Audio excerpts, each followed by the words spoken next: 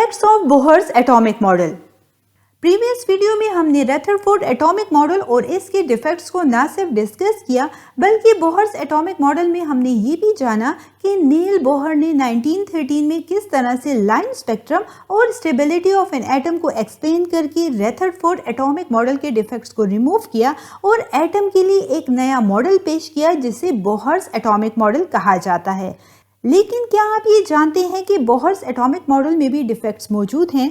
इस वीडियो में हम एग्जामिनेशन पॉइंट ऑफ व्यू को मद्देनजर रखते हुए केमिस्ट्री का एक बहुत ही इंपॉर्टेंट क्वेश्चन डिस्कस करेंगे और वो ये है, what are the defects of Bohr's atomic model, यानी बोहर्स एटॉमिक मॉडल में क्या डिफेक्ट्स मौजूद हैं। First defect of Bohr's atomic model है spectrum of poly electron atoms. Bohr's atomic model can not explain the spectrum of complicated poly-electron or multi-electron atoms or ions.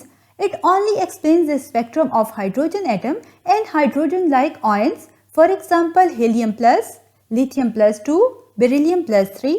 All these ions have one electron like hydrogen.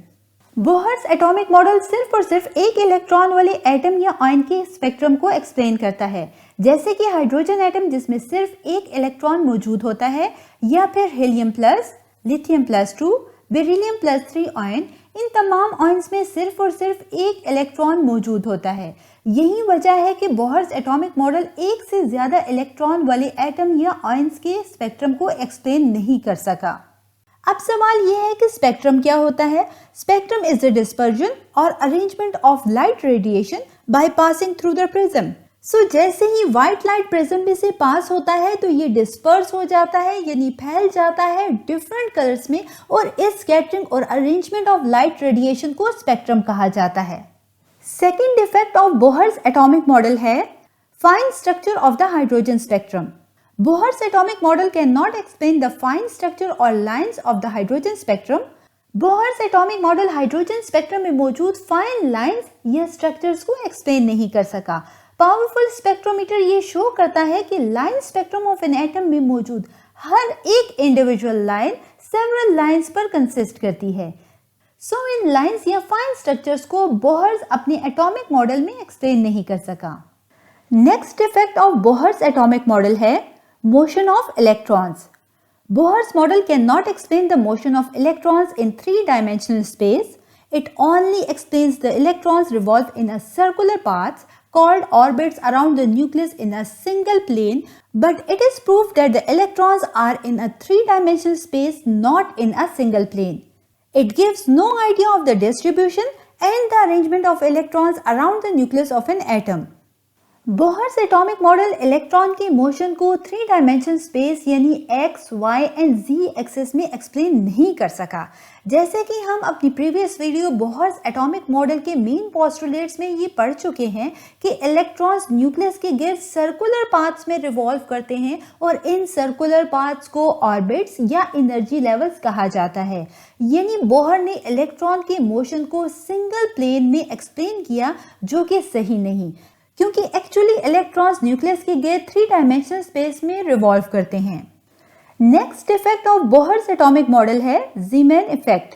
When the excited hydrogen atom is placed in a strong magnetic field, then the spectral lines further split into more fine lines. The splitting of the spectral lines is called Zeeman effect. For example, when a sodium spectrum is taken in a weak magnetic field, its single line split up into 2 component lines.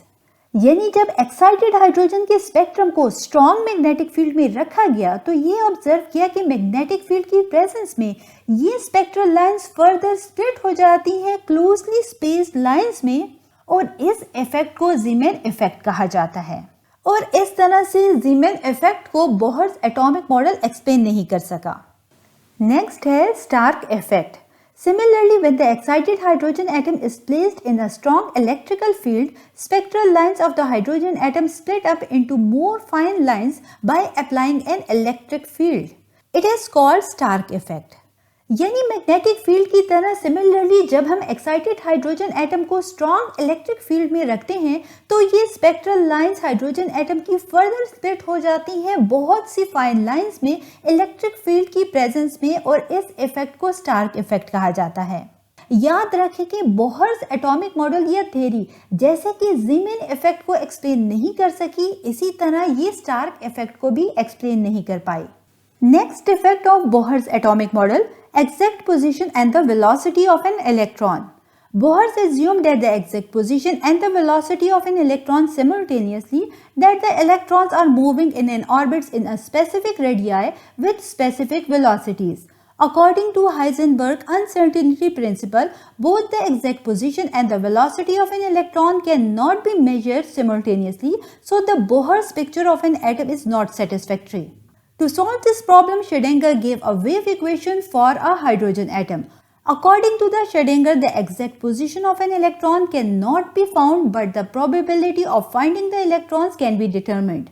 Note: the maximum probability of an electron in an hydrogen atom is at a distance of 0.053 nanometer. Bohr ने अपने atomic model में बताया कि electron specific radii में specific velocities के साथ revolve करते हैं ऑर्बिट्स में, यानी बोहर ने अपने एटॉमिक मॉडल में एग्जैक्ट पोजीशन और वेलोसिटी ऑफ इलेक्ट्रॉन को इकट्ठे मेजर किया।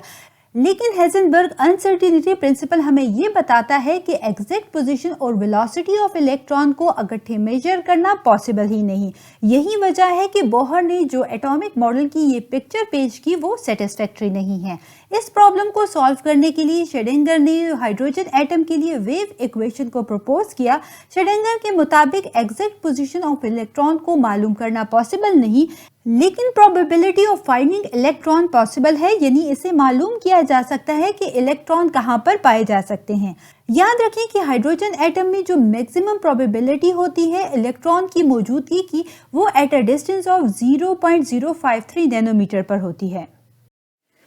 चैनल पर अपलोड होने वाली हर न्यू वीडियो की अपडेट के लिए डिजिटल केमिस्ट्री यूट्यूब चैनल को जरूर सब्सक्राइब कीजिएगा और जी हाँ, बेल आइकन को हिट करना बिल्कुल मत भूलिएगा ताकि टाइमली आपको हर वीडियो की अपडेट मिलती रहे।